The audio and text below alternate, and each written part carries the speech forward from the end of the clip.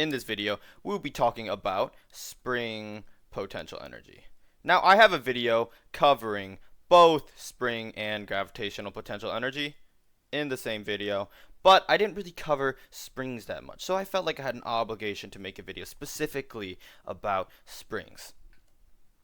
So, how can you calculate it? Well, you can calculate spring potential energy with 1/2 times the spring's constant, K, and K usually is going to be represented by, I don't know, some number 1,000 Newton meters. And the larger the number K, the stronger the spring. So for example, I don't know, maybe you have a toy plastic string. The spring constant is going to be like 2 Newton meters. That's the unit for the spring constant. And you have a steel spring, like 1,000 Newton meters. So it's just some constant that represents how strong the spring is, K. You also have delta X. So delta X represents the amount stretched from the equilibrium point. So let's say you have a spring, right? And when you let go of the spring, let it relax, it reaches equilibrium where the pull force of the spring and the push force of the spring are even. So it's just completely still. But if you were to stretch out the spring, okay, very bad drawing. Let's stretch out the spring like so. You have changed some displacement from the equilibrium point. So let's say this is at 0 meters. That's where X is.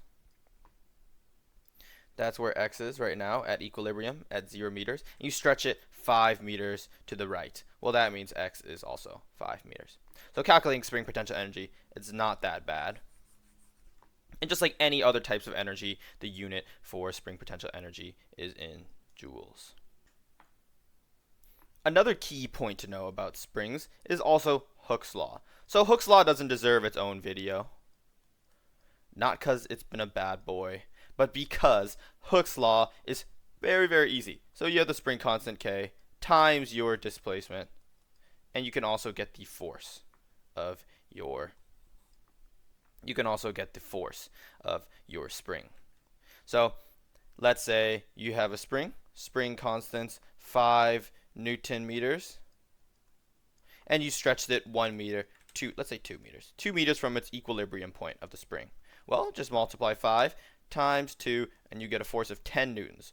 So you need a force of, so currently the spring is pulling against your arm or whatever is stretching the spring out with a force of 10 newtons. So you can solve for that using Hooke's law right over here.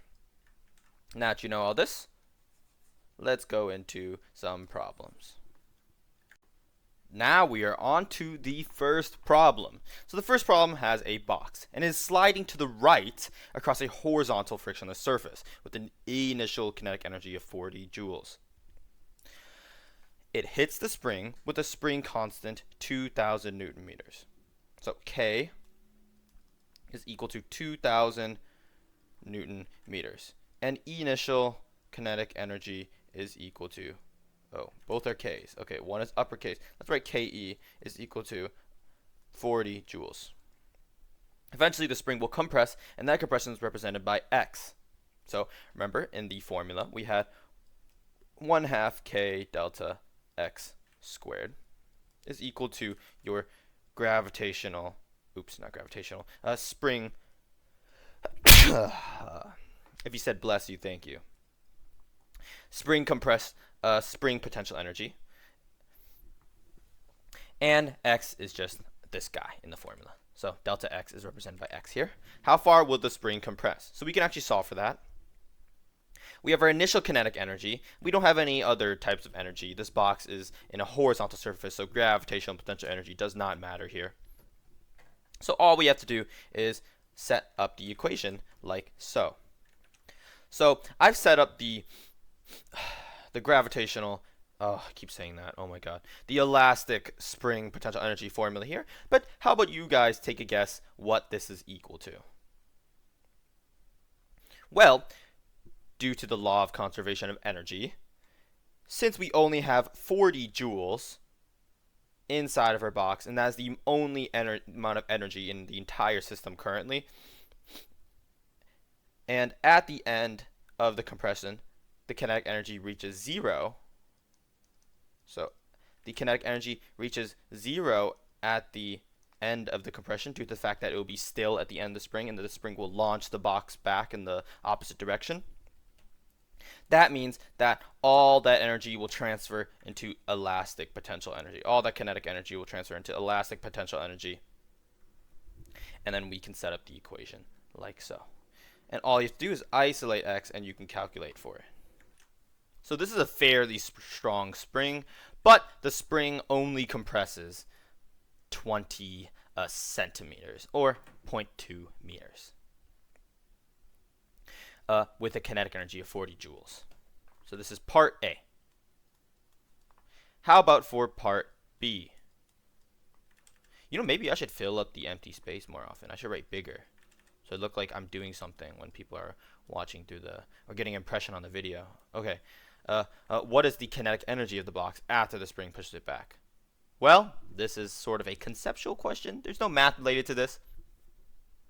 If the box is traveling to the right and it goes into a spring, like so, and it compresses the spring,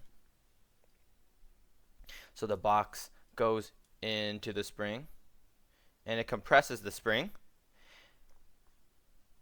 so there's initial 40 joules, and now there's still 40 joules in the system, but this is now stored as elastic potential energy. I almost said gravitational, and this at the beginning was stored as kinetic.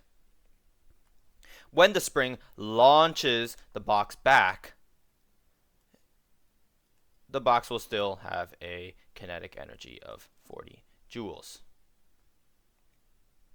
just due to the fact that all the energy in the system stays the same. And when the spring launches the box back, well, the spring will eventually reach equilibrium. So there is so at this point, when the spring is still, will be our kinetic energy, and the spring potential energy will be 0, equal to 0 joules. So in conclusion, your final kinetic energy of the box after the spring pushes it back is 40 joules. On to the next problem. So for this problem, you have a massless spring. Usually you will treat the springs as massless because it's kind of more complicated if they have mass. And you have a spring gun that has a force constant of K. K 12 Newton centimeters. So K 12, K equals, let's write lowercase k. K is equal to 12 Newton centimeters. We'll do some conversion to make this Newton meters later, but let's keep going. When the gun is aimed vertically at a 12-gram projectile, so let's keep in mind mass, 12 grams is equal to 0.15 kilos, and is shot at a height of 5 meters above the end of the expanded spring. So these are all the information that we have. And I did the unit conversion for you for this spring constant here. So our spring constant is now in our units that we want, Newton over meters, 1200 newtons over meters. So let's calculate how much the spring was compressed initially. So we're trying to calculate this guy right over here, D. So let's try to calculate that, part A. So how do you do this? Well, we know that the ball went up 5 meters. And we know that the total amount of energy in the system stays the same. So right now, at the final stage of this, we have enough information to calculate everything.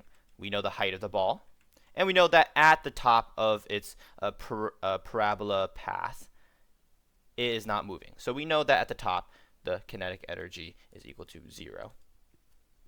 So this is at top. We know at the top the gravitational potential energy can be calculated by mgh.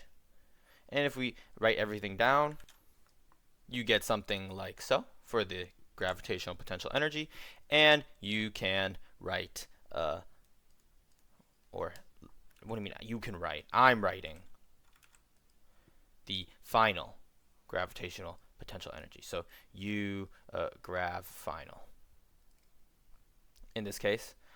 And since the kinetic energy is equal to 0, the spring is also in equilibrium. So the U elastic is equal to 0 as well, we know that the only energy in the system is dictated by the gravitational potential energy. So if we set up the spring formula, 1/2 k delta x squared is equal to u elast. If we set up the spring formula like so, we can set the final gravitational potential energy into our initial total energy. So at the beginning, the ball is not moving, and it also doesn't have any gravitational potential energy. So right now, since both the final, so this is the total E total final, and this is the E total initial, since they're both equal to each other and there's no non-conservative forces at play here, they will be equal to each other, so we can set them equal to each other like so. So this spring should give us a 0.735 joules worth of energy. Now all we have to do is just isolate delta x here. Technically it should be delta y since you're traveling in the y direction up or down. Once you isolate delta x, you get the answer 0.035 meters, also known as 3.5 centimeters. So sometimes you're going to see centimeters as your unit that they use for springs, but both are right. If you write down meters or centimeters, unless the problem specifically asks for centimeters, then you're not going to lose points on that in your exams. So all we did here was set the final gravitational potential energy equal to the initial elastic potential energy, since those are the only two energies that are present. Now, if the ball was, I don't know, for say moving in the middle of this problem, then it would be slightly different. Let's say it had some kinetic energy up here still, and 5 meters wasn't its peak. The problem would be significantly harder. But thank God it's not like that. Okay, what is the initial speed of the ball? This is a good one. So the initial speed of the ball. Well, we know that the final gravitational potential energy was 7.35. And we know that the initial spring energy is also 7.35. So the total energy in all states are equal to each other, including when the ball is first released off the spring. So when the ball is first released off the spring, technically it's at a y level of y equals 0. So gravitational potential energy, 0 joules. Okay, the spring technically, when it releases the ball, is also at a position of equilibrium. So elastic potential energy is also 0. The only type of energy that exists here is kinetic energy. So if we set up the kinetic energy formula, the kinetic energy formula will look like so. And if your kinetic energy is the only existing energy and the total energy in the system stays the same, then your kinetic energy is equal to either your final gravitational or your initial elastic. So your kinetic energy is equal to 7.35 joules. Right, what did I say? 7.35? No, I meant 0.735. And if you just solve for the speed, you get a initial speed of 9.8, well, 9.9. Technically, if it rounds up, 9.9 meters per second. And you can also double check your answers using kinematics. So if you're familiar with kinematics, you can also double check it using kinematics. Here, I'll be a little bit nice and show you the formula that you can use for this. But velocity squared is equal to initial velocity squared plus 2 times acceleration times change in x. So you can use this formula to check to see if you go 5 meters up using this right here. So in this problem, you have a spring this time. So the force of a bow and arrow behaves like a spring force. In aiming the arrow, an archer pulls the bow back 50 centimeters. So let's write down the displacement here real quick. So our change in spring, our spring stretch is 50 centimeters. So that is equal to 0.5 meters as well. And holds in a position of force 150 newtons. If the mass of the arrow is 50 grams, so mass is equal to 0.05 kilos, and the spring is massless, what is the speed of the arrow immediately after it leaves the bow? So let's calculate this. Well, when you pull the arrow back, you're going to have some elastic potential energy. And the moment you release that, all of this turns into kinetic energy. You have no more spring. The arrow isn't even touching the spring anymore. How will it have any elastic potential energy? All of it turns into kinetic energy in perfect conditions. So all we need to do is calculate our spring or elastic potential energy. How do you do that? Well, using Hooke's law, as I showed at the beginning of the video, your force, well, technically Hooke's law is your spring constant times your spring stretched x, or displacement of your spring, is equal to the force. And right now this is perfect because we don't have our spring constant. It's not given in this problem. A lot of times it will be given, but you can use this to solve for your spring force. So we'll divide your force by displacement, and like so, you get your spring constant of 300 Newton meters. And yes, this is the common unit for a spring constant. So if the spring constant's constant, if the spring constant is constant, then your unit will be Newton meters for the spring constant K. This is equal to K here. This is perfect. Now all we need to do is plug everything in. So once you've plugged everything in, this is your formula for your spring or your spring elastic potential energy. So you have 1/2 here.